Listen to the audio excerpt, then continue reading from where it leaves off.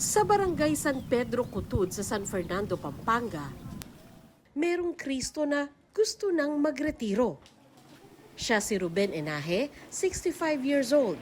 Halos 40 taon nang nagpapapako sa krus tuwing Biyernes Santo. Hirap na raw si Ruben magbuhat ng krus at magpapako dahil sa hika at iba pang karamdaman. Kung kaya nagpagawa siya ng bagong krus na mas magaan.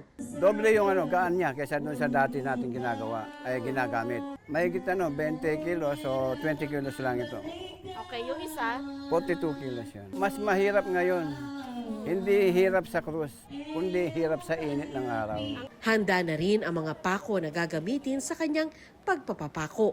Kung papalarin na maganda yung pangangatawan natin sa Biyernes Santo, magpapapako pa rin ako. Kaya lang, sa kamay na lang, hindi na wag na sa paa. Kaya naman inihahanda na ni Ruben ang kanyang posibleng makapalit bilang Kristo, si Arnold Maniago, 47 years old. 25 years na rin nagpapapako sa krus si Arnold, pero iba raw kung siya na ang bibida gaya ni Mang Ruben.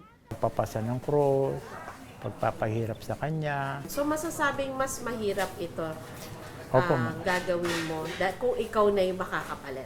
Opo, handang-handa na po, ma'am. Panata po si ma'am.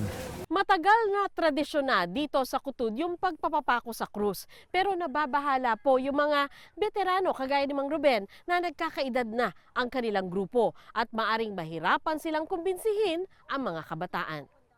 Sa grupo ni Mang Ruben, may kabataan naman pero karamihan babae. Si Boy Padilla, 38 years nang gumaganap na Poncio Pilato at Longinus, ang sundalong sumaksak sa tagiliran ni Kristo.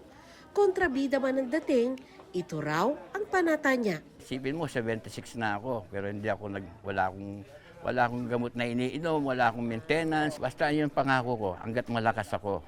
Meron na rin ako successor, yung anak ko nga. Yung Pumayag na. Pumayag na.